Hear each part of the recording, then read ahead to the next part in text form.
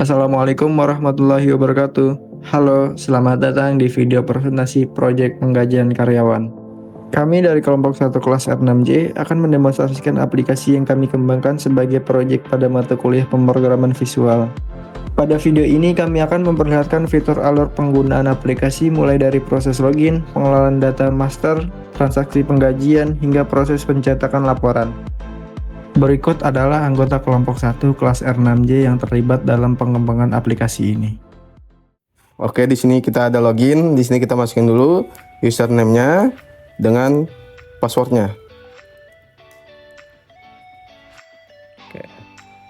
Masuk kita ke form data karyawan. Di sini kita akan melakukan input NIK 31750.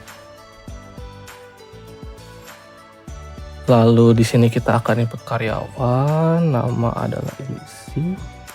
Terus selanjutnya jenis kelamin di sini laki-laki, nomor HP 087817524526. Sini akan input jabatan manajer, divisinya adalah human resource. Selanjutnya, kita akan input username yang akan digunakan pada sesi login. Easy Roy Chan. Dengan password, kita input passwordnya adalah easy2. Sini ada tombol simpan untuk menyimpan form yang sudah kita isi ke dalam database. Simpannya udah pencet oke, udah. Lalu akan muncul di sini tabel. Kita akan bawa ke fitur cari. Tadi yang kita input adalah Roy Chan. Cari. Nah, sini kita bisa melakukan ubah seperti form master pada umumnya. Dia itu ada proses update database. Kita misalnya ingin mengubah jabatannya, kita ubah menjadi HRD. Lalu username passwordnya kita masukkan lagi easy Roy Chan.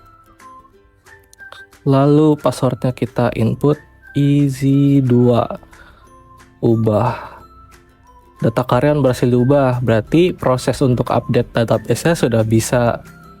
Nah, selanjutnya yang tadi kita input, kita akan melakukan proses delete atau hapus.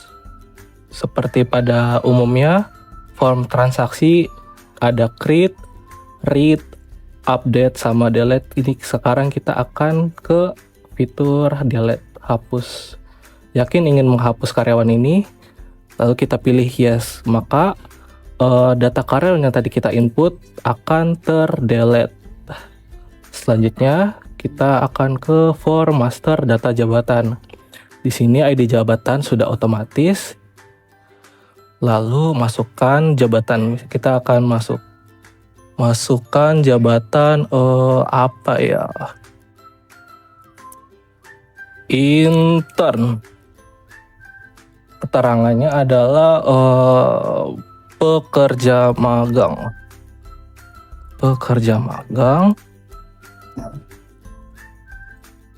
Dan gaji kita akan set ke 1.500.000. Seperti biasa yang saya tadi jelaskan, di form master itu ada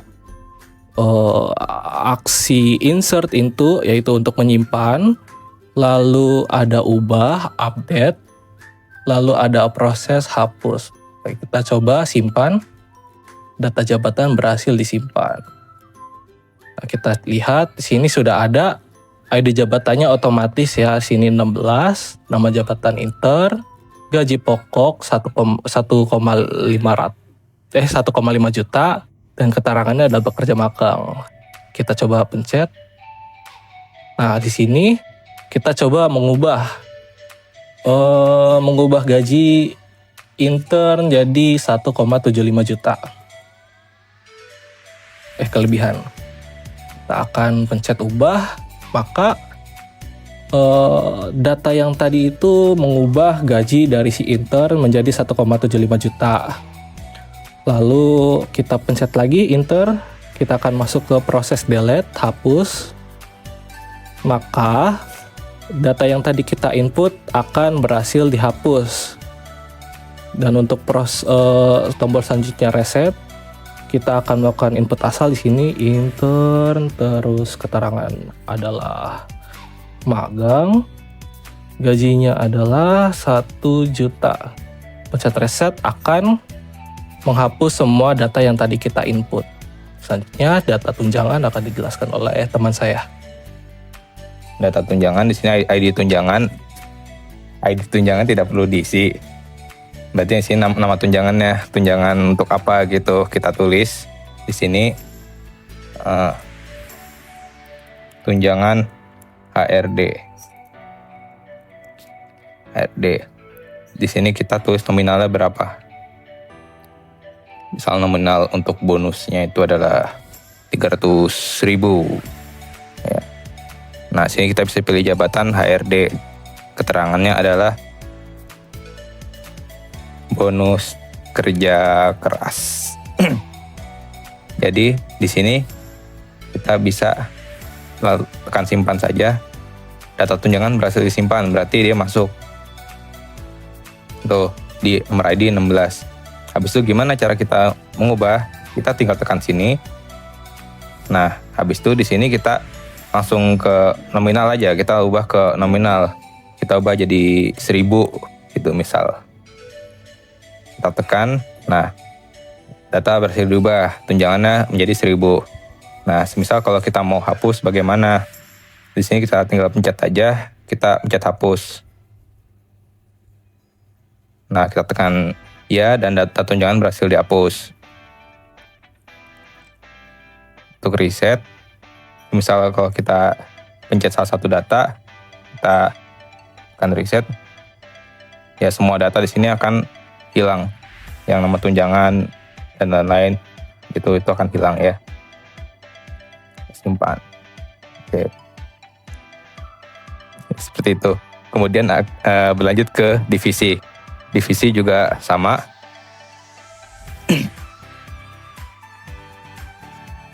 Berarti misal nama divisi kita akan tambah di sini.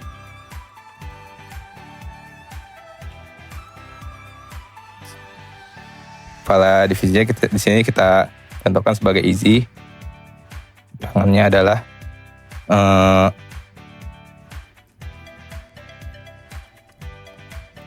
adalah bagian bersih-bersih. Misal begini. Habis itu kita tes sebagai tombol simpan apakah akan tersimpan. Ya, dia akan tersimpan di bagian divisi 14.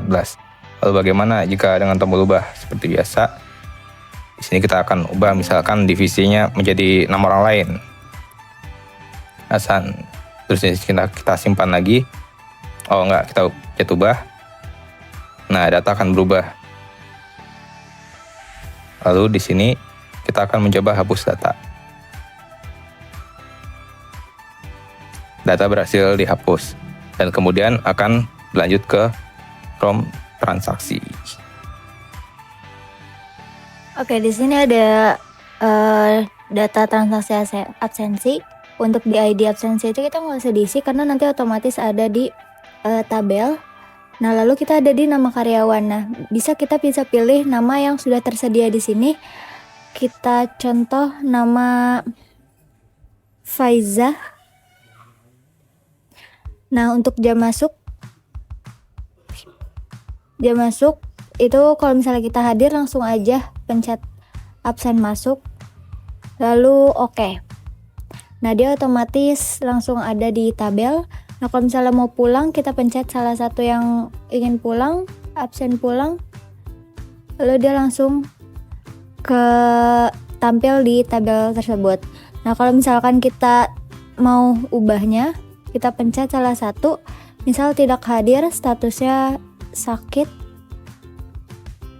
lalu kita pencet ubah.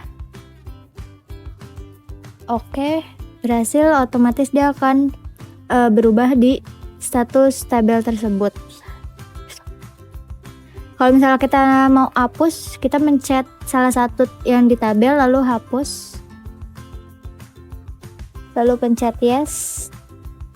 Nanti otomatis dia akan kehapus. Oke, di sini saya akan menjelaskan proses penggajian. Di sini kita masukkan dulu, kita pilih nama karyawannya. Misalnya kita pilih Abi tahun 2026. Gaji pokoknya misalnya 150 juta dan tunjangannya 700.000. Di sini misalnya ketika ada potongan, kita masukkan potongannya berapa, misalnya 500.000. Otomatis di sini di total gaji sudah langsung terhitung. Di sini kita cari keterangan, misalnya potongan karena telat, karena telat. Kita simpan, data penggajian berhasil disimpan. Terus ketika kita mau ubah, misalnya kita hapus. Jadi misalnya kita hapus, data berhasil dihapus. Di sini saya akan menjelaskan laporan absensi karyawan. Jadi pada tanggal awal ini kita bisa milih tanggal awal yang ingin dicari untuk laporan absensi. Contohnya misal saya dari yang 1 Juli. Tanggal akhirnya mungkin di 31. Di sini ada 2 karyawan yang absensinya di bulan Juli. Nah, kita juga bisa ekspor ke PDF. Nah, jadi ini yang bulan Juli untuk laporan absensi karyawannya. Nah, di sini juga ada tanggalnya, bisa untuk langsung ditandatangani oleh HRD dan pimpinannya. Nah, selanjutnya saya akan menjelaskan laporan gaji karyawan.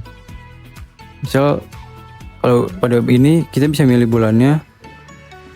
Misal kita memilih bulan Juni pada tahun 2026.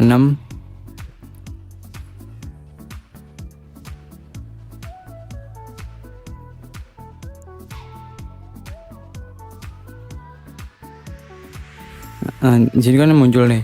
Kalau ini semua bulan. Nah, kita juga bisa ekspor ke PDF. Nah, di sini muncul untuk semua laporan gaji karyawannya. Ini juga udah ada tantangannya untuk HRD dan pimpinan. Untuk selanjutnya akan dijelaskan oleh teman saya. Ya, di sini ada laporan data divisi. Misalnya kita di sini mau cari divisi IT support.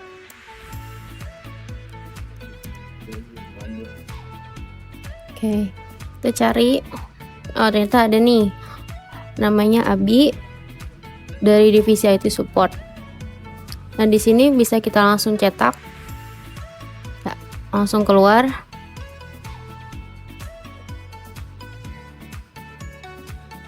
Terus ini bisa langsung ekspor ke PDF. Lalu kalau misalnya kita pencet refresh, otomatis dia kembali lagi seperti awal. Kalau kita mencet reset, langsung hilang. Selanjutnya, saya akan menjelaskan bagian laporan karyawan. Di sini kita bisa mencari namanya, NIK atau divisinya. Misalnya kita mencari, lalu di sini muncul nama Abi, dan kita juga bisa ekspor PDF yang dapat ditandatangani oleh HR dan juga direktur pimpinan. Lalu kita juga bisa mereset tombol pencarian. Sekian penjelasan demo aplikasi karyawan ini. Semoga bermanfaat. Terima kasih.